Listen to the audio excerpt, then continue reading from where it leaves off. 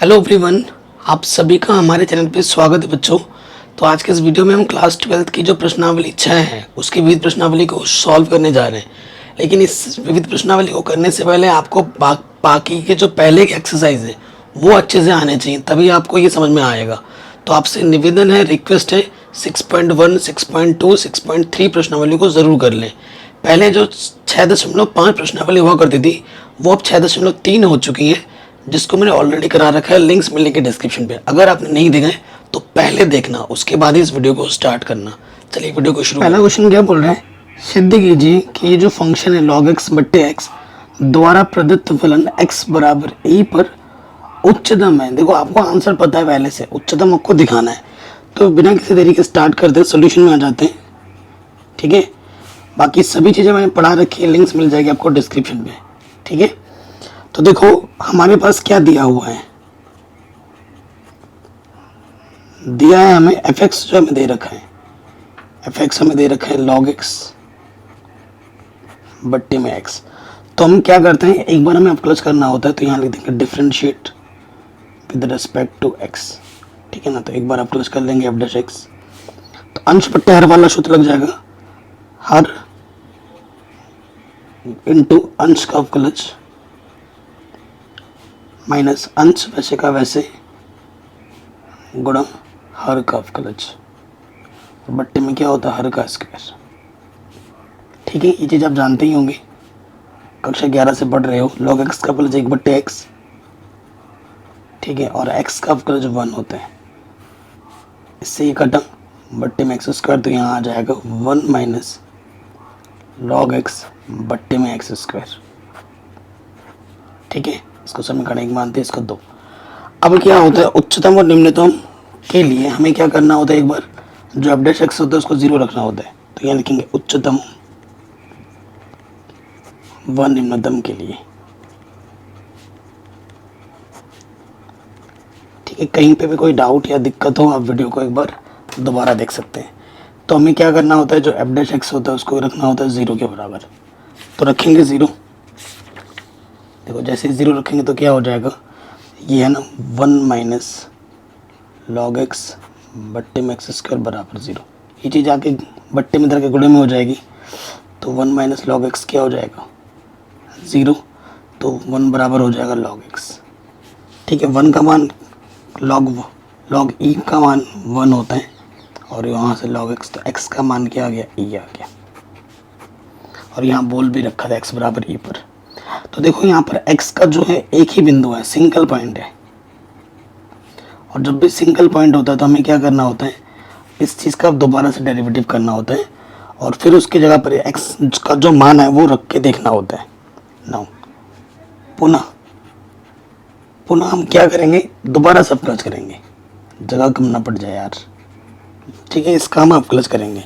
तो देखो मैं डायरेक्ट कर रहा हूँ क्योंकि जगह कम पड़ रही है। एक्स हर वैसे का वैसे गुणा अंश का अवकलज 1 का 0 log x का अवकलज 1 बट्टे x माइनस अंश वैसे का वैसे 1 माइनस log x वैसे का वैसे, और हर का अवकलज x स्क्वायर का प्लस क्या हो जाएगा 2x बट्टे x स्क्वायर। मतलब जो भी बट्टे में होता है उसकी पावर क्या हो जाती है 2। ठीक है, देखिए फिर हम इसको सॉल्व करेंगे। यहाँ से हमें क्या मिल जाएगा, यहाँ से हमें मिल जाएगा माइनस के x। ठीक है, और यहाँ से क्या है माइनस के 2x, और अंदर क्या है 1 माइनस के log x, और अपॉन में क्या है x की पावर 4। ठीक है, तो अगर आप ध्यान से देखें तो यहाँ से नेगेटिव, यहाँ से कॉमन निकाल सकते हैं हम। नेगेटिव जैसे ही कॉमन निकालेंगे तो यहाँ से आपको क्या मिल जाएगा, x प्लस यहाँ से 2x, और यहाँ से 1 माइनस के log x। ठीक है, x चाहो तो कॉमन निकाल सकते हो यहाँ से, बट नहीं भी निकालोगे तो चल जाएगा।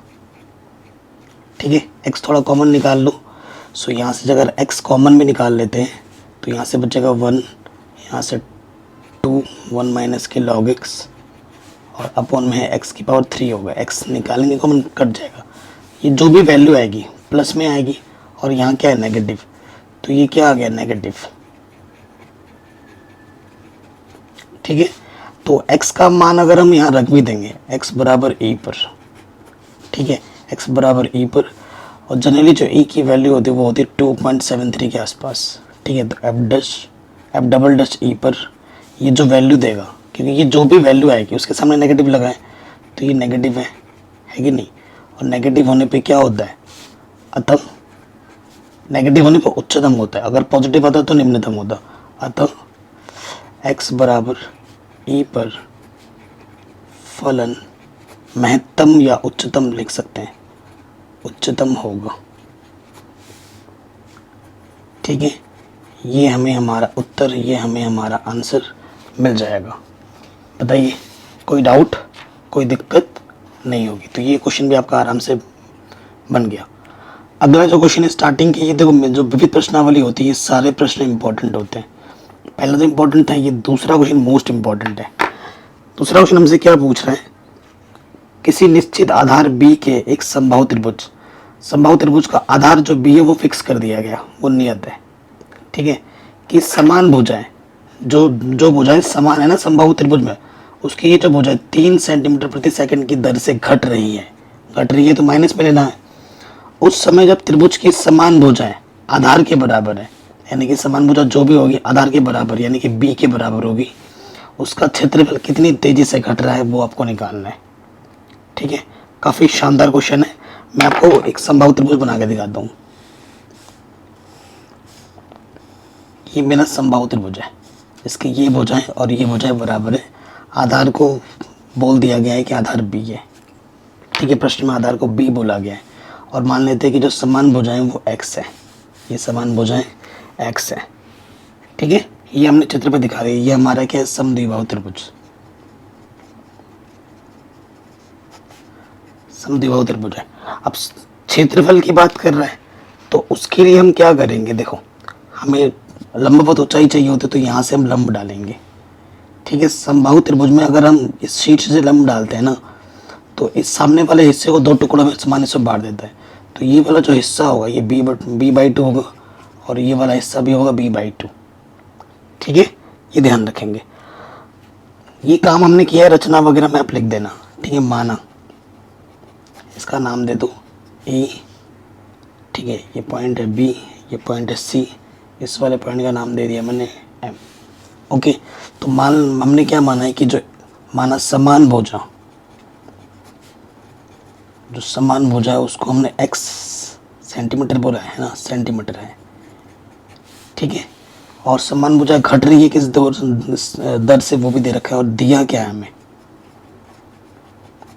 हमें दे रखा है कि समान भुजा घट रही है ना, तो जो dx बट्टे डी, एच का मतलब समय, dx बट्टे dt दे रखा है 3 सेंटीमीटर प्रति सेकंड।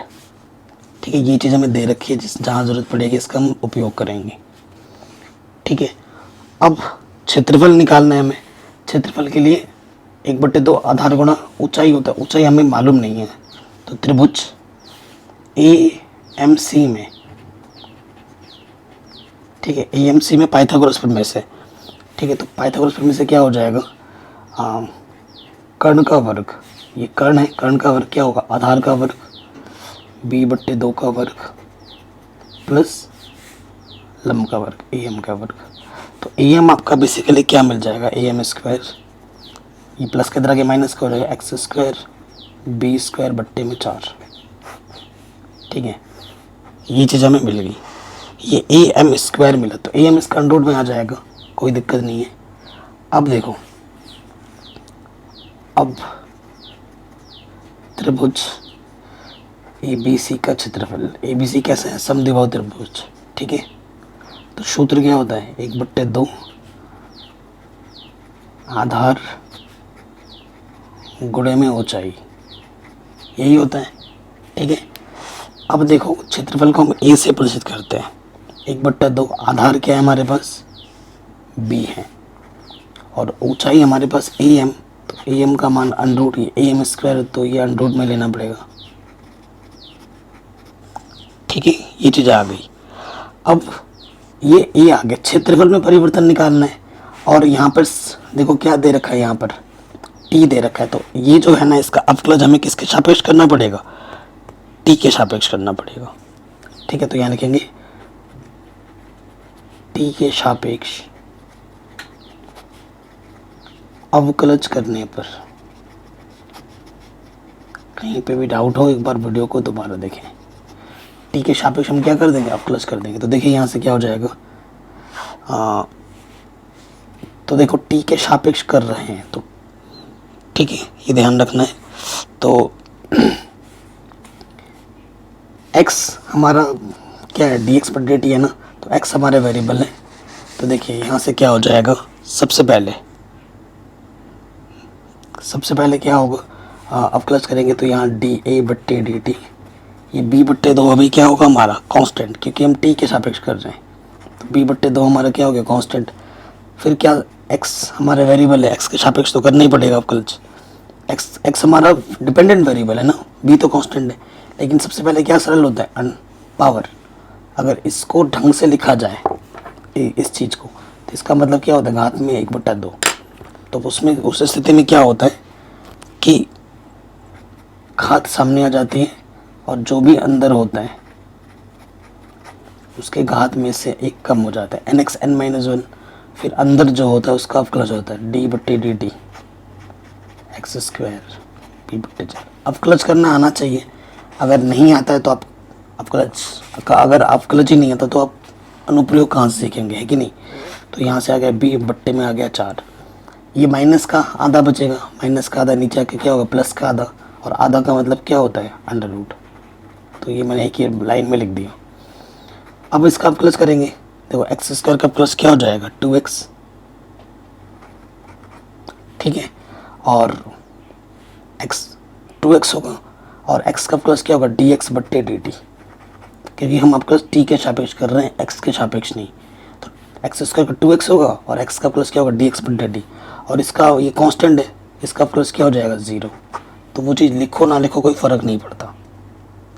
अब इसको मैं पीछे लिख देता हूँ ढंग से, तो हमें क्या मिला, डी ए बट्टे डी टी जो मिला है वो मैं एक लाइन में लिख देता हूँ। यहाँ ऊपर है b बट्टे में है 2 दूनी 4, अंडर रूट था, अंडर रूट में था x square minus b square बट्टे में 4, और ऊपर था गुणे में 2x dx बट्टे dt, ठीक है ना। तो प्रश्न में क्या बोला था, प्रश्नानुसार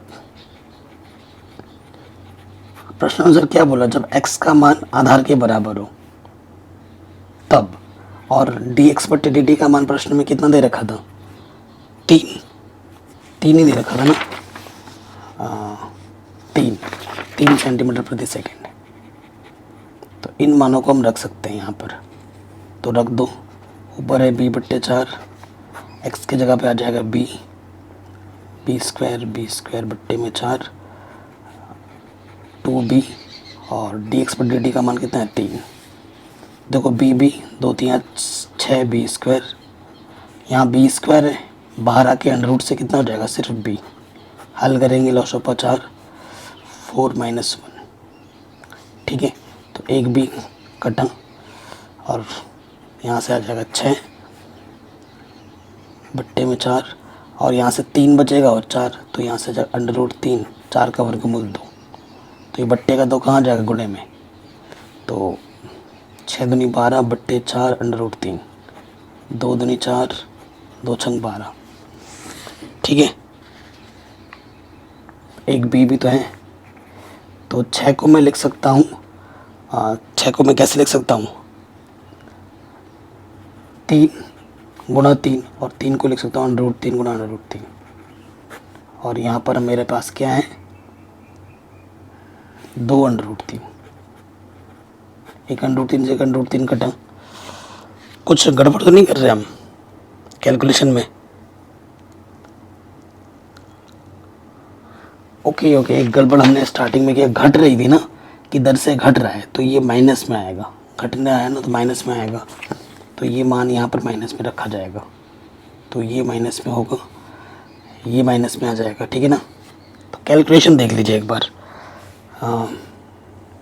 ठीक है। b ऊपर था, फिर 2x, इसके जगह पर आ जाएगा -2x ना, x की जगह पर b रख दिया, dx बटे dt की जगह पर -3, ठीक हो गया जी। और यहाँ पर b स्क्वायर, बाकी तो सब सही है। अब कैलकुलेशन करेंगे तो देखो बस कैलकुलेशन सही हो जाए, एक बार फिर से चेक कर लेते हैं। बी स्क्वायर, यहाँ बी स्क्वायर से बाहर आ जाएगा। हाँ, यहाँ से तुम काट सकते हो, 2 दूनी, कैलकुलेशन थोड़ी सी मिस्टेक हो गई है ना, उसी चीज़ को देखना है। ऊपर से आपका आ जाएगा बी स्क्वायर माइनस के 3b स्क्वायर, यहाँ से 2 बचा, बी स्क्वायर और 1 निकालेंगे तो बाहर सिर्फ बी आएगा, और यहाँ से हल करोगे तो 3/4, ठीक है, यही तो होगा। और यहाँ से कटेगा माइनस का 3b/2 √3, और इससे ये कटा। हाँ, अब 3 को मैं लिख सकता हूँ √3 गुणा √3 b/√3, इससे ये कटा तो आंसर आ जाएगा माइनस के √3 b। ये हमें हमारा उत्तर मिल जाएगा, ठीक है। हाँ, क्षेत्रफल है, घट रहा है तो क्षेत्रफल dA/dt था ना इधर, तो इसका क्या हो जाएगा, क्षेत्रफल है यानी कि सेंटीमीटर स्क्वायर प्रति सेकंड, इस दर से घट रहा है। मात्रक लिखना बहुत ज़रूरी है, ठीक है। तो ये हमें हमारा उत्तर मिल गया। जितने भी क्वेश्चन है वो शानदार जानदार क्वेश्चन है, और यहाँ से कोई सा भी क्वेश्चन आ सकता है एग्जाम में, और विविध प्रश्नावली सबसे ज़्यादा इंपॉर्टेंट होती है, ये आपको पता ही होगा। कह रहे अंतराल ज्ञात कीजिए, ये फंक्शन है, किस अंतराल में निरंतर वर्धमान है और किस अंतराल में निरंतर ह्रासमान है। वर्धमान और ह्रासमान का क्वेश्चन तो आएगा ही आएगा, ठीक है। सॉल्यूशन में आ जाओ, दिया है जो फंक्शन हमें दे रखा है वो हम लिखेंगे। f(x) हमें क्या दे रखा है, 4 sin x माइनस का 2x x cos x, काफ़ी बड़ा फंक्शन है, बट्टे में 2 + cos x, ठीक है जी। हमें क्या करना होता है, एक बार अवकलज, ठीक है। हमें क्या करना है, एक बार अवकलज, थोड़ा सा तुम इसको छोटा भी बना सकते हो, ठीक है। तुम अगर इसको थोड़ा छोटा बनाओगे तो कैलकुलेशन आसान हो जाएगी। जैसे ये 4 sin x है, यहाँ से आपको x उभयनिष्ठ दिख रहा है तो x उभयनिष्ठ लगा लो, तो यहाँ से 2 बचेगा, ब्रैकेट है तो अंदर का चिन्ह बदल जाएगा, ठीक है। और ये जो बट्टे में है ना 2 + cos x, अलग अलग ले लो, इसके बट्टे में भी और इसके बट्टे में भी। देखो इससे ये कटा तो फंक्शन अब छोटा हो गया, तो मैं कैलकुलेशन करने में आसानी होगी, ठीक है। ये फंक्शन है हमारे पास एक्चुअली। अब हमें क्या करना होता है, एक बार अवकलज करना होता है कि नहीं, तो अवकलज करेंगे, यहाँ लिख देंगे x के सापेक्ष अवकलज करने पर।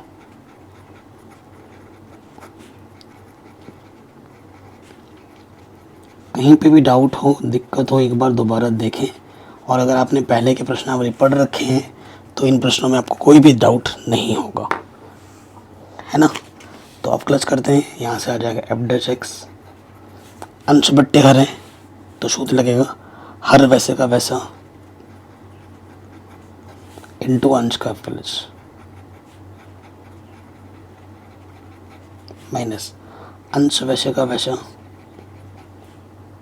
हर का अवकलज। हर क्या है, 2 + cos x, बट्टे में हर का स्क्वायर हो जाता है, और इधर x का प्लस क्या होगा 1। यहाँ से देखिए 2 + cos x, 4 तो वैसे रहेगा, sin x का प्लस क्या होता है cos x, 4 sin x, 2 का प्लस 0, cos x का प्लस माइनस के sin x।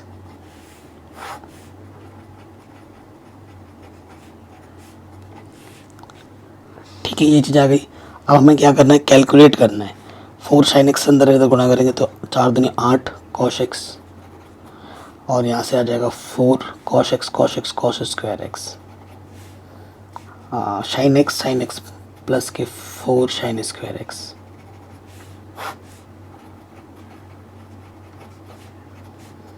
अब आप ध्यान से देखें तो यहाँ से 4 कॉमन है, और 4 कॉमन भी निकाल लोगे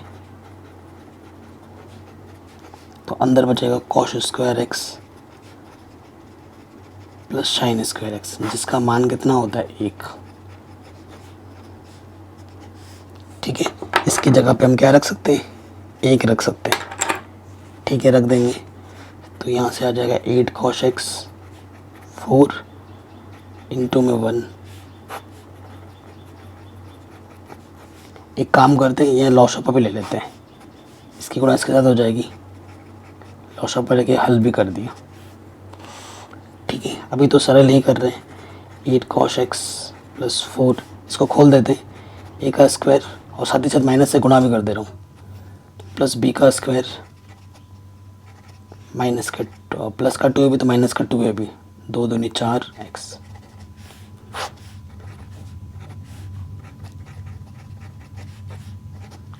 ठीक है, अब देखो 8 cos x से 4 cos x घटाओगे तो सिर्फ 4 cos x बचेगा, और यहाँ से क्या बचेगा, 4 से 4 गया, माइनस के cos स्क्वायर x।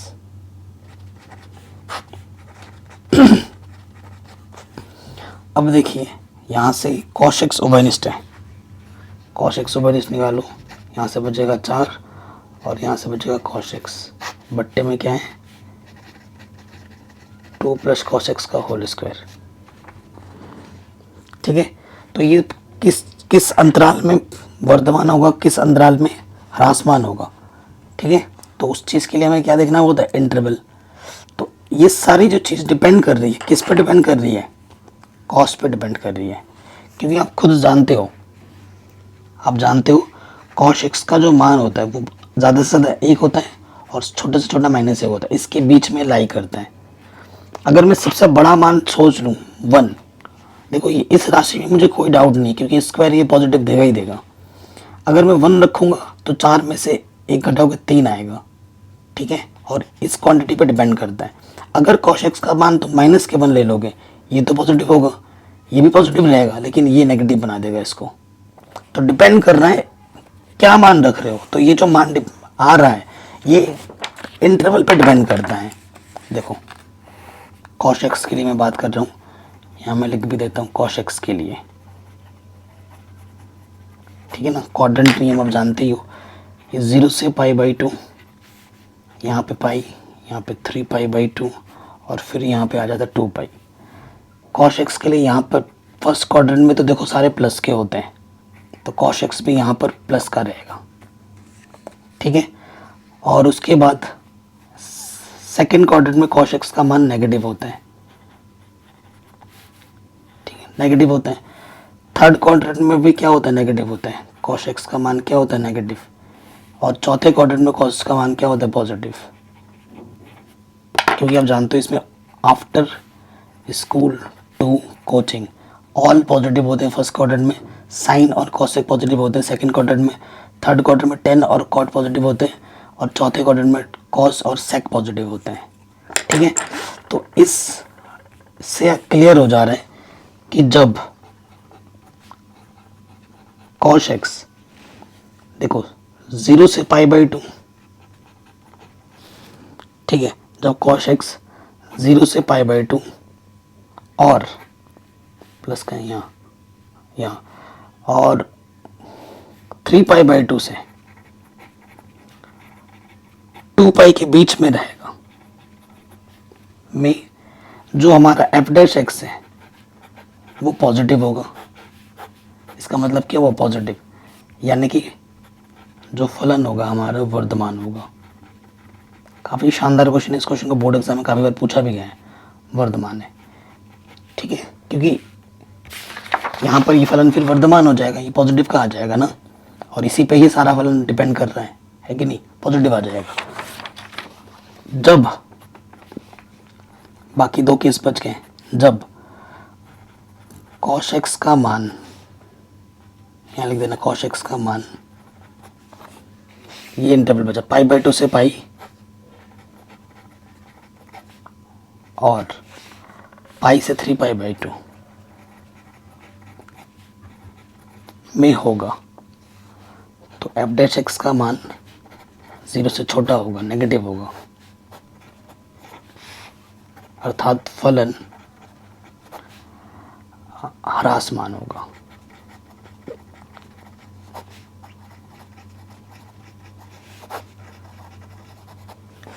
ठीक है, तो ये प्रश्न भी आपका आराम से बन गया, काफ़ी शानदार क्वेश्चन था।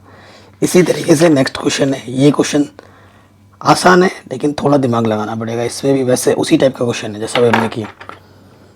कह रहे हैं ये फंक्शन है किस अंतराल में वर्धमान होगा, किस अंतराल में ह्रासमान होगा, ये आपको बताना है। ठीक है, तो लिखेंगे दिया है हमें जो फलन दे रखा है एफ एक्स, वो हम लिख देंगे एक्स क्यूब प्लस 1/x। ये फलन है हमारे पास, इसका हमें क्या करना है, एक बार अवकलज करना है एफ डैश एक्स। तो अवकलज करेंगे तो ये हो जाएगा 3x² और 1/x का प्लस क्या होगा, माइनस के 1/x²।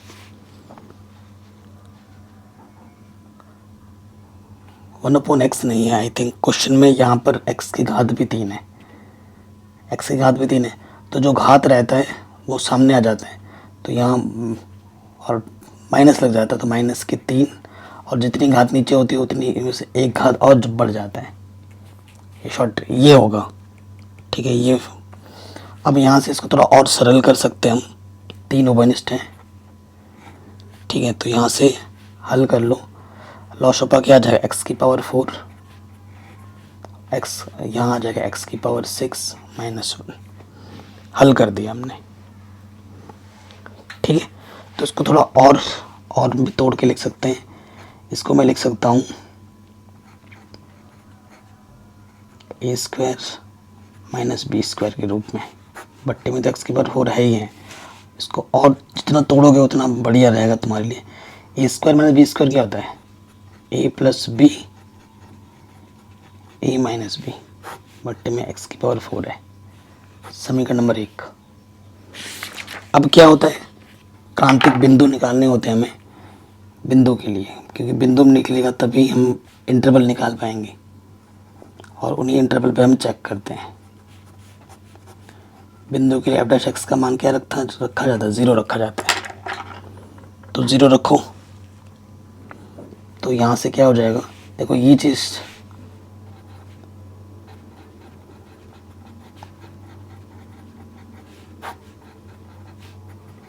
तो ये चीज़ तो काम खत्म, तो यहाँ सिर्फ ये बचा।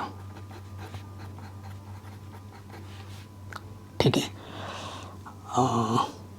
ये चीज़ अब इसको 0 मानोगे, इसको 0 मानोगे तो x के 3 मान आएंगे।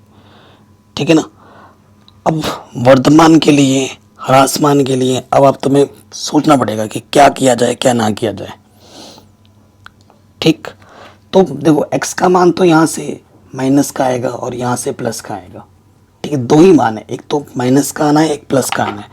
अब किधर से किधर क्या रहेगा वो सोचने वाली बात है। ठीक है, वो हमें अभी सोचना पड़ेगा। अब देखो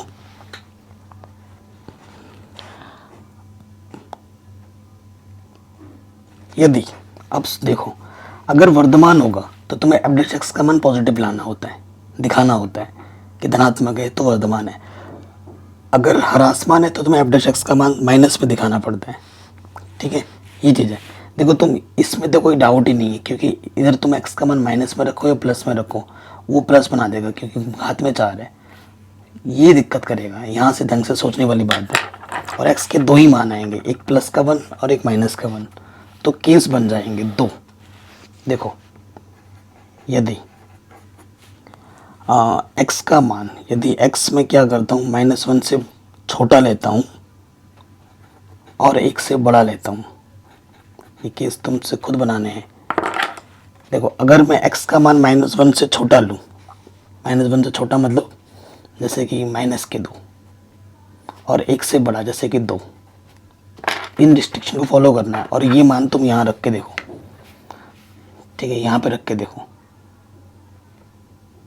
-2 रखा मैंने, तो -2 का करेंगे तो यहाँ से क्या आ जाएगा, -2 करेंगे तो यहाँ से क्या आ जाएगा, और गुणा करना है। देखो ये गुणे में भी है, तो जब ये चीज़ करोगे, ये रिस्ट्रिक्शन जब करोगे तो ये पॉजिटिव दे देगा। जब x का मान -1 से छोटा हो और x का मान 1 से बड़ा हो, 1 से बड़ा तुम कुछ भी ले सकते हो, ये 2 ही नहीं ले सकते, 5, 10 कुछ भी ले सकते हो। ठीक है, तो उस स्थिति में f' तुम्हें मिल जाएगा 0 से बड़ा, अर्थात फलन क्या होगा, वर्धमान होगा।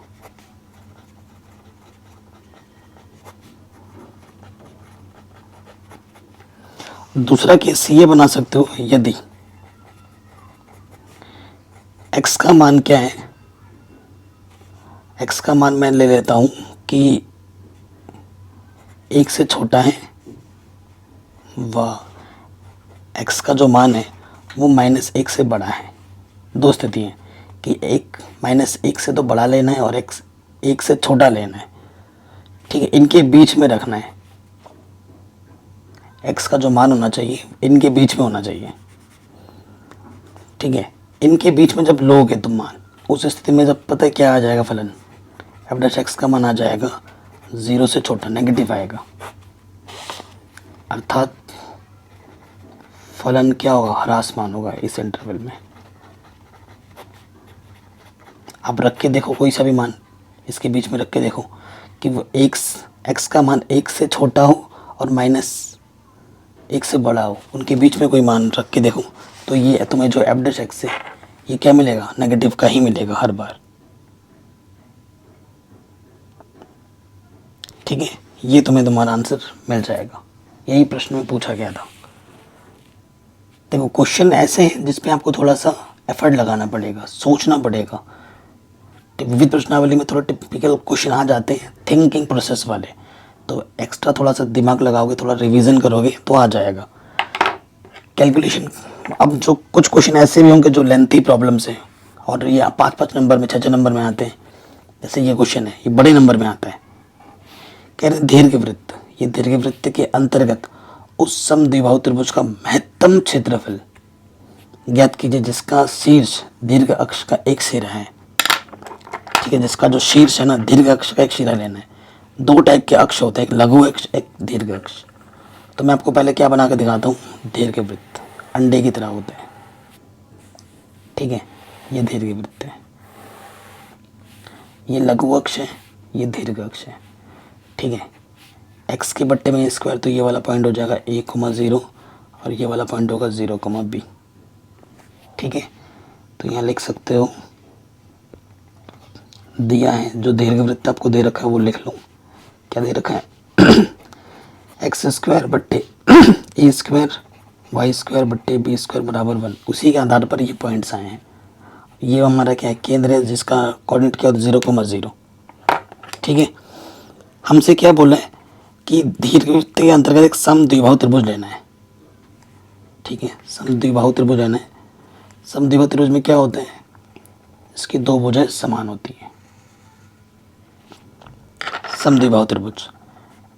ठीक है, ये मेरा क्या हुआ, आधार हुआ, और ये भुजा क्या हुई, समान हुई। ठीक है, इस वाले पॉइंट को मैं एम बोल देता हूँ, नाम देता हूँ मैं ये एक्स डैश, ये एक्स, ये वाई डैश। ठीक है, इस वाले पॉइंट का नाम देता हूँ मैं ए, इस वाले पॉइंट का नाम देता हूँ मैं ए डैश, इस वाले पॉइंट का नाम देता हूँ मैं बी, और इस वाले पॉइंट का नाम देता हूँ बी डैश। ठीक है, इस वाले पॉइंट का नाम दे दिया मैंने पी, और इस वाले पॉइंट का नाम दे दिया मैंने पी डैश। एक्स, ठीक है, यहाँ एक्स है, तो देखो ये वाला जो पॉइंट हो जाता है ना एक्स एक्सिस में, यहाँ से ये दूरी कितनी चल के गई है ए, तो ये वाला पॉइंट आएगा ए कॉस थीटा। ठीक है, और यहाँ से वाई निर्देशांक कितना बी गया है, तो ये वाला पॉइंट आ जाएगा बी साइन थीटा। सेम चीज वही पॉइंट है, बस नीचे है साइन का फर्क होता है, इधर प्लस, नीचे वाई की वैल्यू माइनस में होती है, तो ये ए कॉस थीटा और ये आ जाएगा माइनस के बी साइन थीटा कोऑर्डिनेट। बाकी दूरी जब लोगे तो दूरी हमेशा धनात्मक ही ली जाती है। ठीक है, ये मेरा समद्विबाहु त्रिभुज है। ठीक है, इसके क्षेत्रफल की बात करनी है, इसके क्षेत्रफल को हमें महत्तम दिखाना है, ये प्रश्न में बोला गया है। तो त्रिभुज ए पी पी डैश का क्षेत्रफल,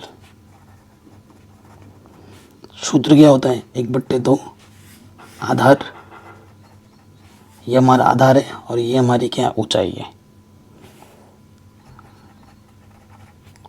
ठीक है, सो देखो आधार क्या हुआ, 1/2 आधार क्या हुआ, यहाँ से लेकर यहाँ तक ए कॉस थीटा, यहाँ से लेकर यहाँ तक ए कॉस थीटा, तो क्या हो जाएगा, सॉरी यहाँ से लेकर ये वाई कोऑर्डिनेट में है ना, यहाँ से लेकर यहाँ तक बी साइन थीटा, यहाँ से लेकर यहाँ तक बी साइन थीटा, तो बी साइन थीटा ये हो जाएगा 2b साइन थीटा। दूरी हमेशा प्लस में होती है, ए एम। अगर ए एम निकालना है तो टोटल में से इतना दूरी हमें घटा देना है। टोटल क्या है ए, और ए एम इतनी दूरी कितनी है ए कॉस थीटा,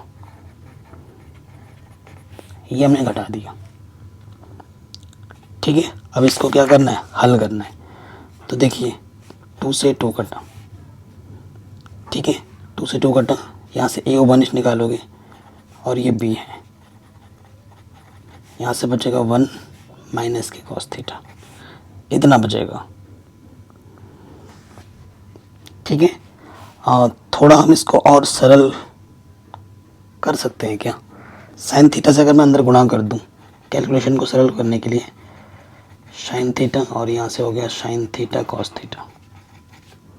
देखो इसको थोड़ा और सिंपल बनाने के लिए मैं इसको 2 से गुणा और 2 से भाग कर दूंगा, और ये किसका सूत्र बन गया, 2 साइन थीटा कॉस थीटा किसका होता है, साइन 2 थीटा का। सिंपल कर रहा हूँ मैं, साइन 2 थीटा बट्टे में क्या है 2, ये फलन मेरा और सिंपल हो गया। अब थीटा में तो किसके सापेक्ष प्लस करना होगा, थीटा के सापेक्ष, तो यहाँ लिख देंगे थीटा के सापेक्ष प्लस करने पर ये क्षेत्रफल ए से प्रदर्शित करते हैं। अब हमें क्या करना है, अब प्लस करना है थीटा के सापेक्ष। ए भी क्या है हमारा कांस्टेंट, साइन थीटा का प्लस क्या होता है कॉस थीटा, 1/2 बाहर, साइन 2 थीटा का प्लस हो जाएगा कॉस 2 थीटा, और थीटा का गुणज क्या है 2, तो वो गुणे में लग जाएगा, 2 से 2 कटा। ठीक है, कोई डाउट, यहाँ तक कोई दिक्कत नहीं होगी। तो इसको यहाँ पर हमें क्या मिला है, A B cos theta minus K cos 2 theta. ठीक है, इसको मैं समीकरण में कुछ माना है अभी तक नहीं, एक मान लेता हूँ। फिर क्या करते हैं, उच्चतम और निम्नतम के लिए, उच्चतम व निम्नतम के लिए क्या करना है, डी ए बट्टे डी थीटा को 0 रखना है, पहले वाले प्लस को 0 के बराबर रखते हैं, तो ये इसको हमें 0 के बराबर रखना है।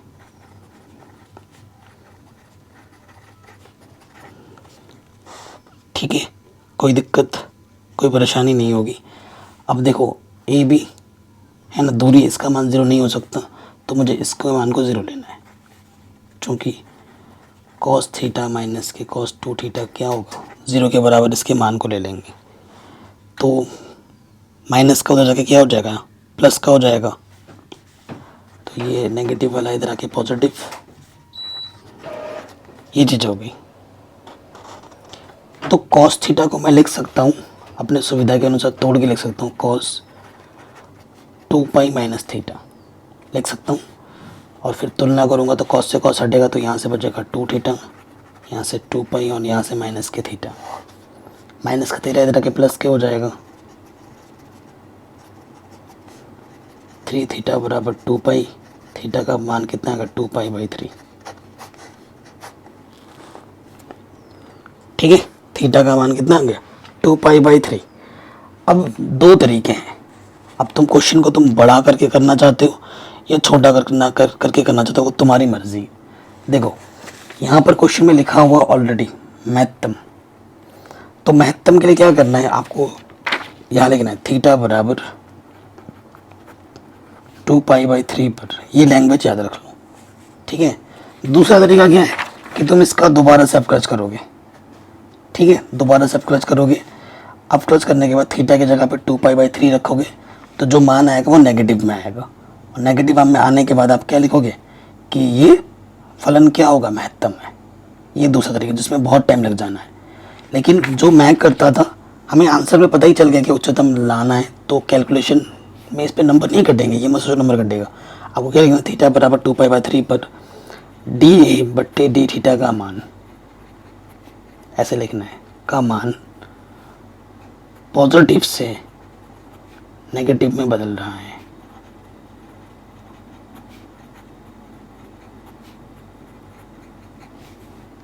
अतः फलन उच्चतम है। ये तो तुम्हें उच्चतम दिखाना है, मान भी तो निकालना है तुम्हें। ठीक है, उच्चतम मान भी निकालने के लिए बोला है प्रश्न में। ठीक है। उस समबाहु त्रिभुज का क्षेत्रफल ज्ञात कीजिए। क्षेत्रफल, ये मान ज्ञात करना है आपको, क्षेत्रफल ज्ञात करना है ना। ये क्षेत्रफल भी ज्ञात करना है। साइन थीटा का मान चाहिए, कॉस थीटा का मान चाहिए। उच्चतम दिखा दिया हमने, अब ये मान हमें ज्ञात करना है। यहाँ पर हमें मान रखना है उच्चतम मान ना, यहाँ इसको समीकरण नंबर ए मान लो। अब समीकरण ए से, ठीक है, समीकरण ए से मान रखेंगे। उच्चतम मान जो निकालना है क्षेत्रफल का, ए बी क्या था, साइन थीटा माइनस के साइन 2 थीटा बट्टे में 2 ये था। और थीटा हमारे पास कितना है, 2π/3, ठीक है, 2π/3। तो ये मान रखो 2π/3 का मतलब पता है कितना होता है, 2π का मान 180 बट्टे में 3, 120 डिग्री, ठीक है। सो ये ए बी साइन 120 साइन 2 बट्टे में 2 थीटा है 120। इस 2 से ये 2 मत काट देना, ठीक है, वो अलग चीज़ है। अब देखिए, अब तोड़ के लिखना है साइन 120, ठीक है, या फिर अगर तुम थीटा ही रख देते, जैसे यहाँ पर मैं 2π/3 रखता हूँ यहाँ पर, और यहाँ पर मैं अगर 2π/3 रखता तो क्या हो जाता, ऐसे ही करते तो बढ़िया रहेगा ना। तो ये साइन 2π/3 इसको तोड़ के लिखना होता, और ये 4π/3 साइन 4π/3 इसको भी तोड़ के लिखना होता। देखो 2π/3 को मैं लिख सकता हूँ पाई माइनस π/3,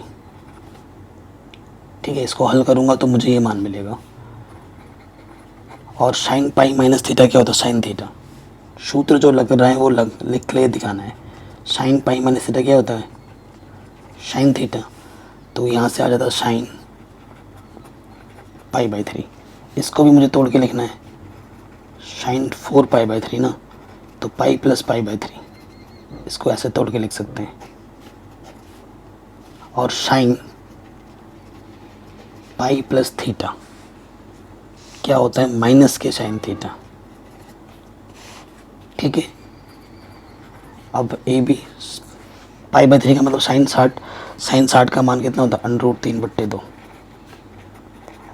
यहाँ से आ जाएगा साइन माइनस के, तो माइनस माइनस को प्लस बना देगा, साइन π/3, ठीक है। तो ये ए बी ये हो गया √3/2, 1/2, ये भी आ जाएगा √3/2, ठीक है। तो यहाँ से आ जाएगा ए बी, 2 दूनी 4, लॉसअप आ जाएगा 4, 2 दूनी 4, यहाँ से आ जाएगा 2√3, 2 दूनी 4 ऊपर आ जाएगा √3, ठीक है। तो 2√3 और 1√3 ये आ जाएगा 3√3 बट्टे में 4। क्षेत्रफल है 2 वर्ग इकाई, ठीक है। ये हमें हमारा आंसर मिल जाएगा। कोई डाउट, कोई दिक्कत नहीं। नेक्स्ट क्वेश्चन क्या बोल रहे हैं, आयताकार आधार, आयताकार दीवारों की 2 मीटर गहरी और 8 मीटर की घात 3 है यहाँ पर, ठीक है। आयतन की एक बिना ढक्कन की टंकी का निर्माण करना है, ठीक है। आयताकार लेकिन उसके ढक्कन नहीं है। यदि टंकी के निर्माण में आधार के लिए 70 मीटर स्क्वायर और दीवारों पर 45 मीटर स्क्वायर व्यय आता है, तो निम्नलिखित खर्च से बनी टंकी की लागत क्या है, ये आपको बतानी है, ठीक है। तो ध्यान से एक सपोज करो घर है, ठीक है, आपका ये रूम है, ये सब ध्यान से देखना है, ये रूम है, ठीक है। इसके 4 दीवारियाँ हैं, इधर से एक दीवार जाएगी, इधर से एक दीवार जाएगी, ये एक दीवार, ये दीवार, ये दीवार, ये तो 4 दीवारें हैं। लेकिन ऊपर का खुला हुआ है, मतलब छत नहीं है, ऐसा सोचो। फर्श भी है, ये फर्श भी है, ये फर्श है। इधर से एक दीवार है, इधर से दूसरी दीवार है, इधर से तीसरी दीवार है, इधर से चौथी दीवार है, ध्यान से रखना। और जो दीवार खड़ी है ना ऊपर, उसके ऊपर छत नहीं है और उनको पेंट करना है, ठीक है। तो उसकी लागत क्या है वो आपको बतानी है। तो मैं क्या करता हूँ ना, मैं ये मान लेता हूँ कि इसकी जो लंबाई है, यहाँ से लेकर यहाँ तक की लंबाई हुई, इसको मैंने x मान लिया, और ये चौड़ाई है, इसको मैंने y मान लिया, ठीक है। माना आयताकार माना आयताकार टंकी की लंबाई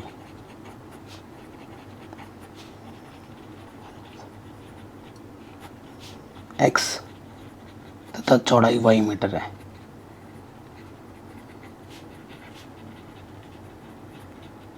ये आप लिख दोगे। ठीक है, टंकी की जो गहराई हमें दे रखी है 2 मीटर दे रखी है। ठीक है, टंकी की जो डेप्थ है ना वो दे रखा है हमें, टंकी की गहराई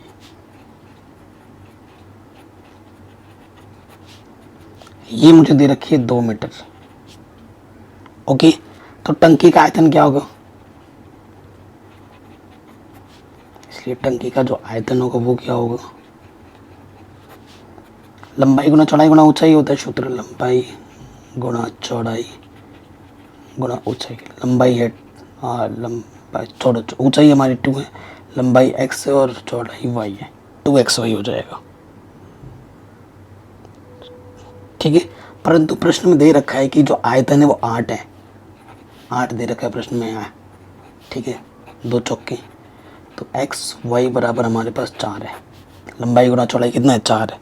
ये प्रश्न में दे रखा है आयत का क्षेत्रफल, लंबाई गुना चौड़ाई क्या होता है, आयत का क्षेत्रफल।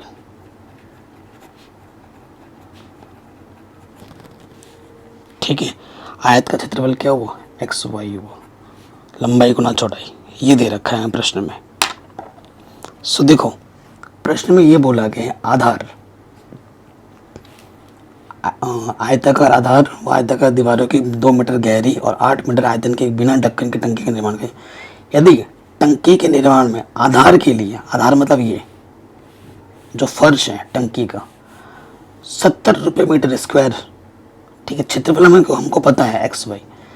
ठीक है, ये हमारे पास क्षेत्रफल है टंकी, ये हमारे पास आधार हुआ ना टंकी का बेस, ये पूरा बेस हुआ ये, तो टंकी का क्षेत्रफल अभी हमने पता चल गया, लंबाई गुना चौड़ाई, और इसकी 1 मीटर की लागत इतनी है, तो टोटल की लागत कितना होगी, लागत कितनी होगी वो हम देख लेते हैं। तो इसलिए आधार पर किया गया खर्च वो कितना होगा, एक के लिए 70 है तो इतने के लिए क्या होगा, 70 से गुणा कर देंगे, 70 XY होगा। ठीक है, 70 XY रुपये, यह आधार का खर्च हो गया। अब 4 दीवारें हैं, 1 2 3 4 दीवारें। ठीक है, तो 4 दीवारें में से देखो, ध्यान से देखना, जो ये दीवार होगी इस दीवार की ऊंचाई कितनी है, जो गहराई है टंकी की, मतलब ये आपका क्या करेगा, जो सपोज करो ये देखो ये है ना, ये टंकी में कैसे बना के दिखाऊँ समझ नहीं आ रहा, आप थोड़ा अज्यूम करो आपके आंखें बंद करके कि टंकी की जो गहराई है 2 है, ये भी 2 है, ये भी 2 है और ये 2 है, ये प्रश्न में दे रखा है।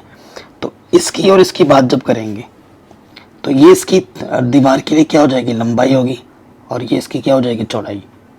ठीक है, चौड़ाई क्या होगी x, तो इसमें और इसमें सेम काम होगा, और जब इसमें आओगे इसकी लंबाई 2 होगी और चौड़ाई इसकी क्या हो जाएगी y, इसमें और इसमें सेम चीज़ लगेगा। ठीक है, तो चारों दीवारों का जो खर्च होगा वो भी देख लेते हैं। ठीक है, सो देखिए, हाँ अब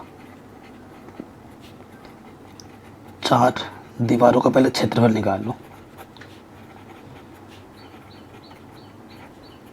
ठीक है, 4 दीवारों का क्षेत्रफल, पहले इसकी बात करते हैं, लंबाई गुणा चौड़ाई, इधर भी वही है इधर भी वही है, तो इसको क्या करना होगा, 2 से गुणा करना होगा, प्लस इधर आ जाओ, इसकी लंबाई 2 है और चौड़ाई कितनी है, y है। ये कितनी दीवार है, इधर एक है इधर एक, तो 2 से गुणा कर देंगे, तो ये 4x ये 4y, 4 इसलिए अंदर आ जाएगा xy। ये चारों दीवारों का हमें क्या मिल गया, क्षेत्रफल मिल गया, इतना मीटर स्क्वायर। ठीक है, लेकिन दीवारों पे जो खर्चा है वो 45 मीटर स्क्वायर प्रति व्यय आता है, ये हमारा क्षेत्रफल है। ठीक है, इसलिए दीवारों पर खर्च, दीवारों पर खर्च क्या हो जाएगा, 45 से गुणा कर देंगे, 45 से गुणा कर दो, इतना रुपये आएगा, 45 चौके 180, 90 दूनी है ना, ये आ जाएगा।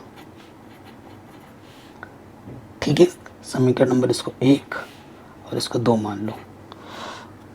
ऊपर का ढक्कन खुला हुआ है, उससे हमें कोई लेना देना नहीं है, तो कुल खर्च क्या हो जाएगा, इसलिए कुल खर्च,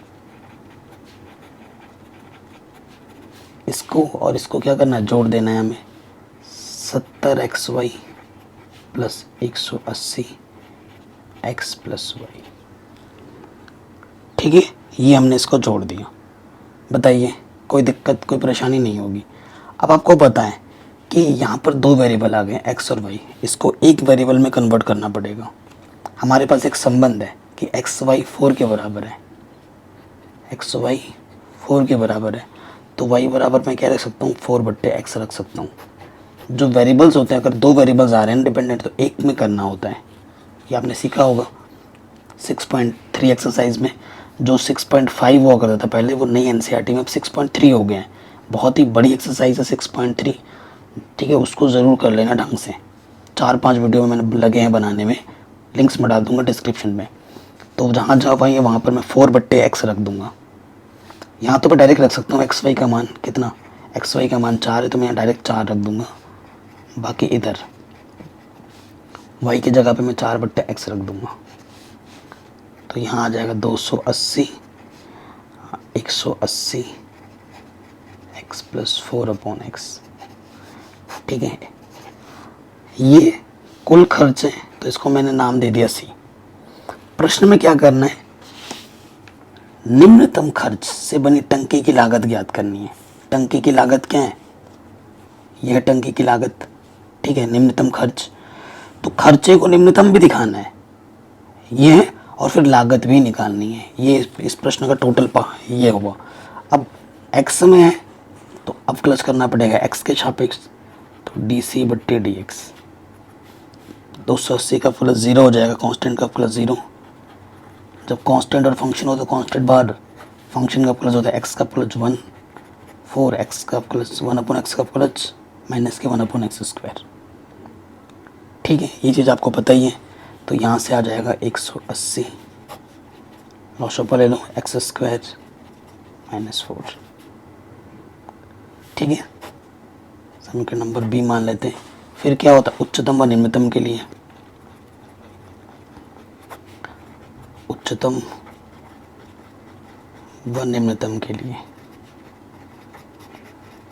क्या होता है, एक बार जो अवकलज किया आपने उसको 0 मानना होता है, तो इसको हम क्या मानेंगे, 0 मानेंगे।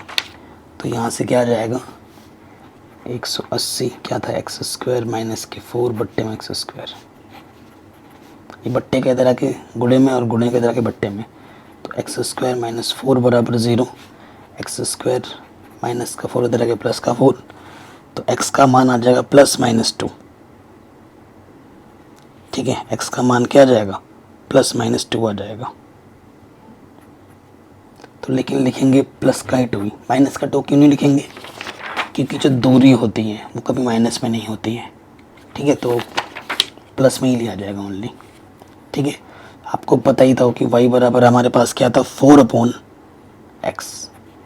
तो x का मान 2 है, तो 2 दूनी 4, तो y भी आपको कितना मिल जाएगा, 2। देखो 2, लंबाई 2, चौड़ाई 2, ऊंचाई भी 2, तीनों के गुणा करोगे 8 भी आ रहा है, सेटिस्फाई कर रहा है। लंबाई गुणा चौड़ाई गुणा ऊंचाई आयतन होता है, तीनों के गुणा करो 8 आ रहा है। ठीक है, कंडीशन को सेटिस्फाई कर रहा है, तो ये चीज़ आ गई। अब सिंपल है, x का मान मिल चुका है, अब आपको निम्नतम भी दिखाना है, इसको कुछ c मान लेते हैं। ठीक है ना, अब ये जो आपने डेरिवेटिव किया था इसका दोबारा से अवकलज करना पड़ेगा। ठीक है, कर लेते हैं, यहाँ से कर लो, आसान हो जाएगा। तो पुनः चूँकि dc/dx हमारे पास क्या था, 180 ब्रैकेट में 1 - 4/x² था, तो दोबारा से अवकलज करेंगे। अवकलज करेंगे तो देखो 180 इसका हो जाएगा 0 माइनस के 8/x³ माइनस माइनस प्लस, ये हो जाएगा। ठीक है, और फिर क्या करना होता है, x बराबर 2 पर, ये 2 आया है x, ये मान यहाँ पर रखना होगा।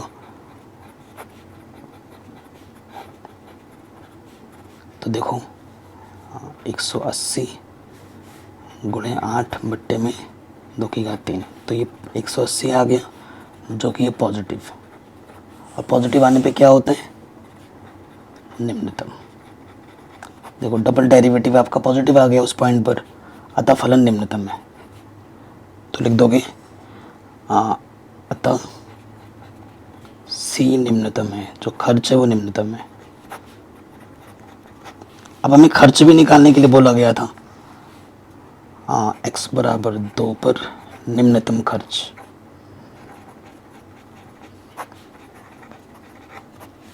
ठीक है। हमें कहाँ रखना है मान, हमें मान यहाँ रख देना है, ठीक है। रख देते हैं, तो एक बार लिख लेते हैं ना, खर्च क्या था हमारे पास, खर्च यहाँ पर 280, 180, फिर क्या था यहाँ पर हमारे पास था x प्लस 4/x, तो x बराबर 2, ये मान रखना है यहाँ पर 280, तो 2 2 4, ये 280 प्लस 184, ठीक है। आंसर कुछ गड़बड़ तो नहीं कर रहे हम, अरे भाई गुणे में है, मैं जोड़ दे रहा हूँ, 280 इसको गुणा करेंगे तो ये आ जाएगा 720, 18 चौके 72, इनको जोड़ देंगे तो ये आ जाएगा 1000 रुपये, ठीक है। तो हमें हमारा उत्तर कितना मिला, जो हमारा निम्नतम खर्च होगा उस चीज़ को बनाने में वो होगा 1000 रुपये, ठीक है। तो ये प्रश्न भी हमारा आराम से बन गया। अब आते हैं नेक्स्ट प्रश्न में। अगला प्रश्न हमसे क्या बोल रहा है, एक वृत्त और एक वर्ग के परिमापों का योग k है, ठीक है, जहाँ k एक अचर है, k क्या है, एक अचर है, सिद्ध कीजिए उनके क्षेत्रफलों का जो योग है वो निम्नतम है, निम्नतम दिखाना पड़ेगा आपको।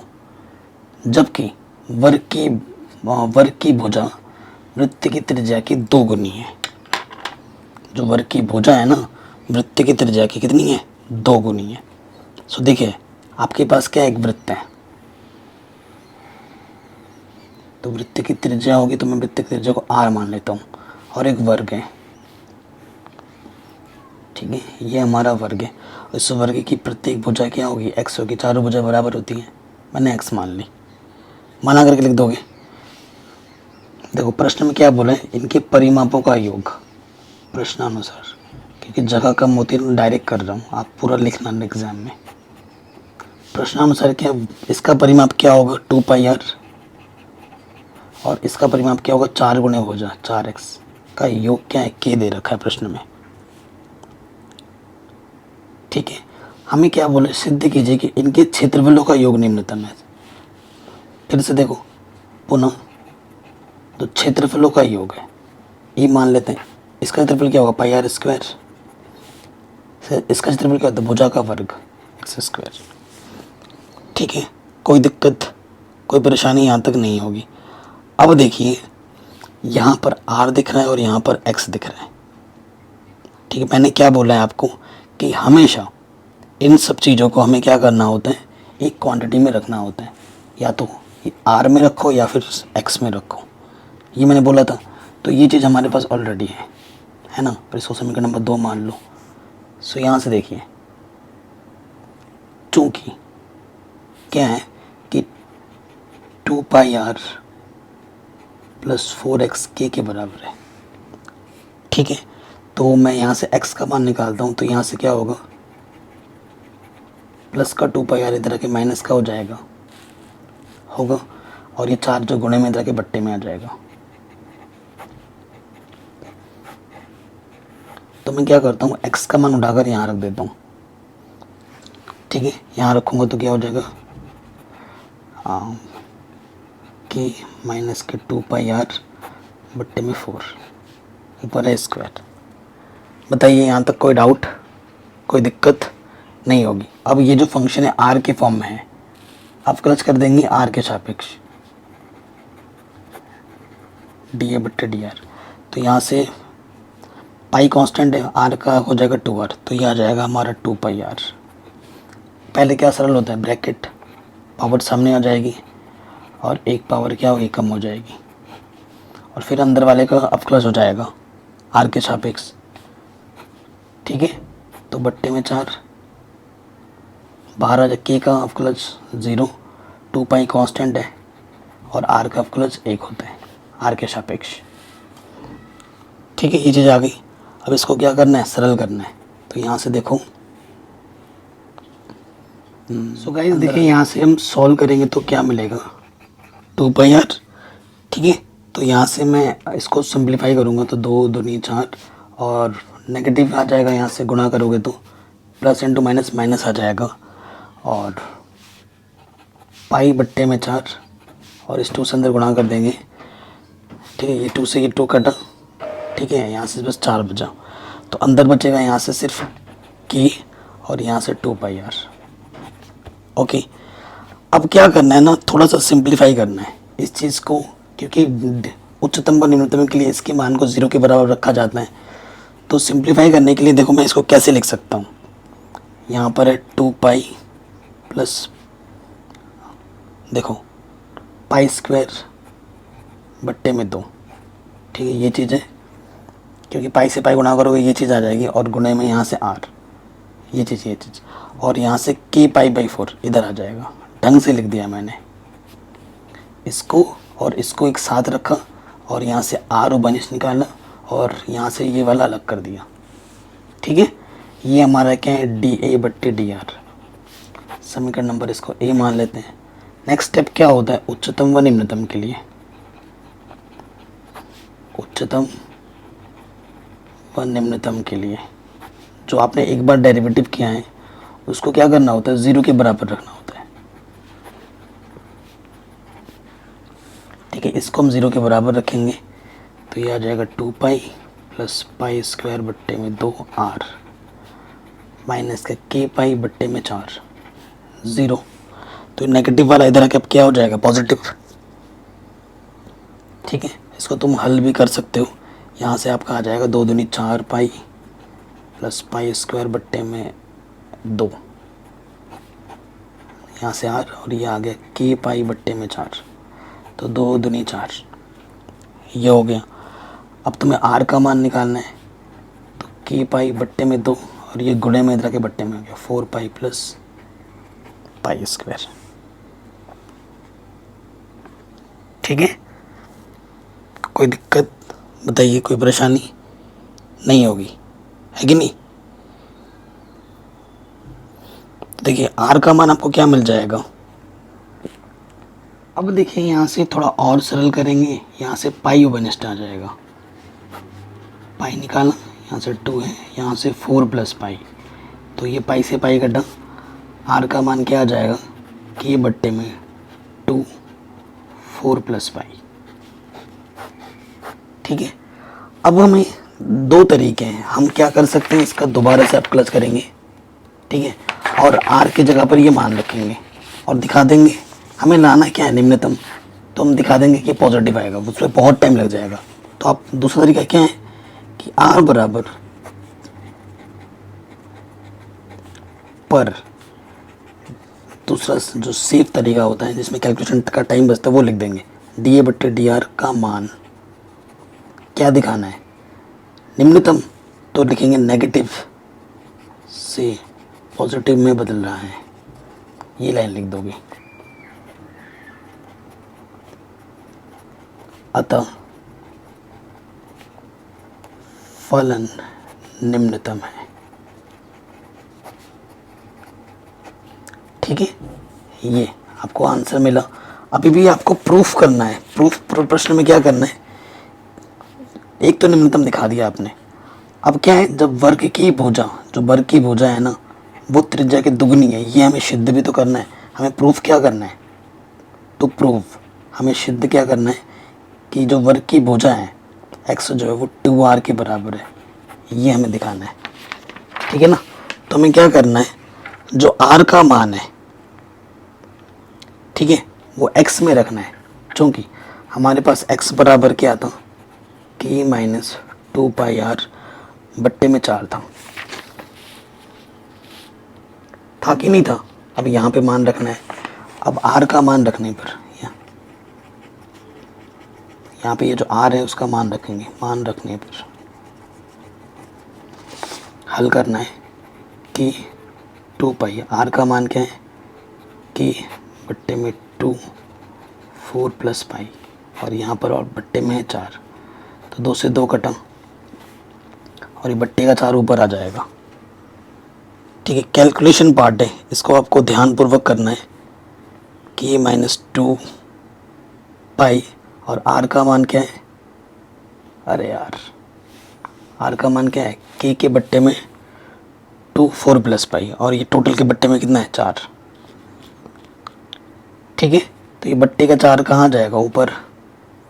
देखो हल करते हैं, मैं ये 1/4 है। ठीक है, यहाँ से क्या बचा के, यहाँ से सिर्फ क्या बचा पाई के, बट्टे में क्या है 4 प्लस पाई, गुणा करो, लो छपा लो, तो यहाँ से गुणा करेंगे तो 4 के प्लस पाई के, और यहाँ पर पाई के है, तो पाई के से पाई के कैंसिल। ठीक है, 4 से 4 कैंसिल हो जाएगा। कैलकुलेशन में गड़बड़ कहाँ हो रहा है यार, समझ नहीं आ रहा। x बराबर तक के माइनस का 2 पाई और बट्टे में 4। ठीक है, फिर r का मान हमारे पास है ये के बट्टे में 2 प्लस 4 प्लस पाई। ठीक है ना, तो ये हमने मान रखा है, देखो ये के है, ये 2 पाई, r का मान है के बट्टे में है 2 4 प्लस के 4 प्लस पाई बट्टे में 4। यहाँ से कैलकुलेशन कहाँ गड़बड़ हो रही है यार, हमें x बराबर 2r ला के दिखाना है। ठीक है, तो दोबारा से यहाँ से कैलकुलेट करते हैं। x ये टोटल के बट्टे में 1/4 था, यहाँ से के -2 पाई के बट्टे में है 2 पाई प्लस 4 यही तो है। चलिए अब देखते हैं, हल करते हैं। यहाँ से देखो, यहाँ से क्या आ जाएगा, उपनिष्ठ निकाल सकते हैं हम। क्या निकाल सकते हैं, के निकाल सकते हैं, उपनिष्ठ के बट्टे 4, और यहाँ से 2 से 2 भी कैंसिल हो जाएगा, है ना, तो पाई प्लस 4, वही चीज़ तो आ रही है, पाई प्लस 4 माइनस के पाई के।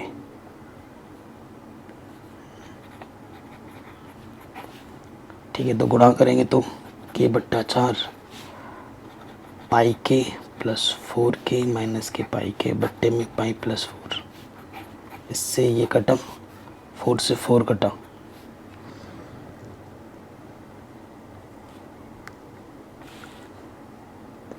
के क्यों लिख रहा हूँ, के तो उपनिष्ठ निकाल दिया था ना, के तो मैंने उपनिष्ठ निकाल दिया था यहाँ से बाहर, तो के नहीं आएगा, 4 आएगा, 4 से 4 कट जाएगा, इससे ये कटा, तो अंदर बचा के बट्टे पाई प्लस 4।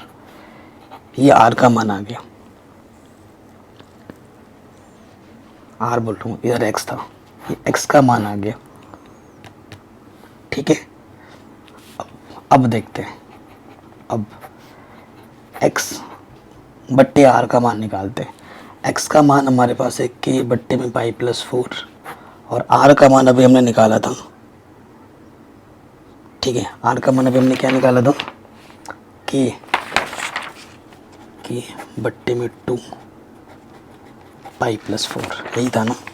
हाँ, अब देखते हैं, इसके बट्टे में पाई प्लस 4, इसके बट्टे में वो कटा, इसके बट्टे में गया, इसके बट्टे में कटा।